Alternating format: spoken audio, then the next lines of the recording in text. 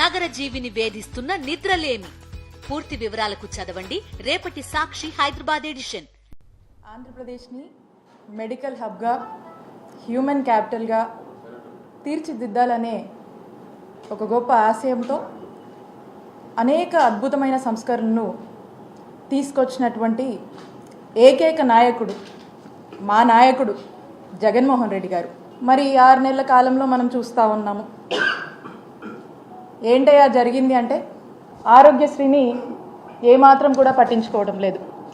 ఆరోగ్య ఆసరా ఊసే లేదు, సురక్ష ప్రస్తావనే లేదు, ఫ్యామిలీ డాక్టర్ లేదు, నాడు నేడు లేదు, కొత్త మెడికల్ కాలేజీలు లేవు, అట్టకెక్కిన 108, 104 సేవలు ఏదైతే జగన్మోహన్ రెడ్డి గారు తీసుకొచ్చారో అవేవి కూడా మరి ఇప్పుడు మనకు పూర్తి స్థాయిలో కూడా మనం చూసినట్టయితే ఏమాత్రం కూడా పట్టించుకోకుండా నిర్లక్ష్యం వహిస్తున్నటువంటి కూటమి ప్రభుత్వాన్ని మనం చూస్తూ ఉన్నాము.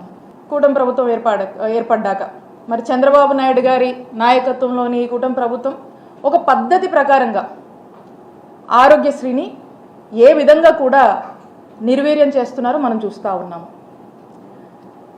ఆరోగ్యశ్రీ బదులు ఆరోగ్యశ్రీ అసలు అవసరమే లేదని, ఏవో ఇన్సూరెన్సు స్కీమ్లని, ఏవో పాలసీలని ఒక పద్ధతి ప్రకారం మనం చూస్తున్నట్టయితే ఆరోగ్యశ్రీని అనారోగ్యశ్రీగా మార్చేస్తున్నారు. ఇక ఆరోగ్య ఆసరాన్ని ఏమాత్రం కూడా పట్టించుకోవట్లేదు, ఊసే లేదని చెప్పొచ్చు. మరి ఈ రోజున కూటమి ప్రభుత్వం వచ్చాక ఎవరన్నా ప్రాణాపాయంలో ఉండి 108కి ఫోన్ చేస్తే గంటల తరబడి కూడా వెయిట్ చేయాల్సినటువంటి పరిస్థితి. అంటే ఒక్కటి ఆలోచించండి. అంటే ఈరోజు ఎవరికన్నా ఒక ఇబ్బంది వస్తే 108 రావాలంటే గంటల తరబడి వెయిట్ చేస్తున్నామంటే ఎవరిది బాధ్యత? ఆ ప్రాణాపాయంలో ఉన్నటువంటి వ్యక్తికి ఏమన్నా అయితే బాధ్యత ప్రభుత్వానికి కాదా అండి? ఏంటి ఈ నెగ్లిజెన్సీ? ఈ నెగ్లిజెన్సీ మీది కాదా? ఈ రోజున 6 నెలలైంది మీరు అధికారంలోకి వచ్చి, ఇప్పుడు కూడా మేము బ్రహ్మాండంగా చేశాం. 6 నెలలైంది మీరు వచ్చి, మీకు చేతనైంది మీరు చేయండి, మీరు మంచి చేయండి, ఈ సర్వీసెస్ని ఇంకా స్ట్రెంథన్ చేయండి, మీరు మంచి సేవలు అందించండి.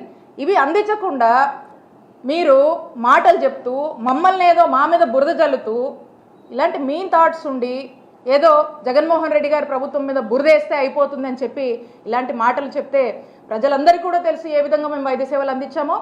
ఈ అన్ని కాలేజీలతో పాటు పులివెందుల కూడా మనం అనుకుంటున్నటువంటి 17 మెడికల్ కాలేజ్లో భాగమే కదా. పులివెందుల కూడా ఈ రాష్ట్రంలో భాగమే కదా, అదేదో ఫారిన్ కంట్రీలో లేదు కదా. ఎందుకంత కోపం మీకు? ఎందుకంత కక్ష మీకు పులివెందులు అంటే? వీళ్ళ తాపత్రయము తపనంతా కూడా కొత్త మెడికల్ కాలేజ్ తీసుకురావడం కంటే ఇక్కడున్నటువంటి ఎంతో ఆశతో హోప్తో వైద్య విద్య చదివేటువంటి విద్యార్థుల ఆశని మరి డెస్ట్రాయ్ చేస్తూ, వాళ్ళ తల్లిదండ్రుల ఆశని డెస్ట్రాయ్ చేస్తూ మీరు ఎందుకు ఇలా ఆలోచిస్తున్నారని కనుక మనం చూసినట్టయితే దీనికి కారణం ఏంటంటే ఒకటే, వాళ్ళు ఎంచుకున్నటువంటి ఫిలాసఫీ మొదటి నుంచి కూడా. ఏంటి ఆ philosophy? Privatization is the philosophy of this government. ఎవరో ప్రైవేట్ వాళ్ళకి ఇవన్నీ కూడా దారాదత్తం చేయడం, ఏదైతే ప్రజల ఆస్తిగా ఈ యొక్క గవర్నమెంట్ కాలేజ్ని ఉన్నాయో, ఏదైతే ఆ గవర్నమెంట్ కాలేజ్ సంబంధించినటువంటి ల్యాండ్స్ ఉన్నాయో, ఈ ప్రజల యొక్క ఆస్తిని ప్రైవేట్ వాళ్ళకు దారాదత్తడం చేయడం అనేది ఒకటి నిర్ణయించుకున్నారు. దాంట్లో భాగంగానే ఎలా పర్మిషన్లు తెచ్చుకోవాలనేటువంటి తపన కంటే ఏ సాకులు చెప్పాలి, ఎలా వద్దు, ఎలా రాకుండా చేయాలనేటువంటి దాని మీద ఎక్కువ తపన పడుతూ ఆరాట పడుతున్నారనేటువంటి విషయం మనకు స్పష్టం అవుతా ఉంది.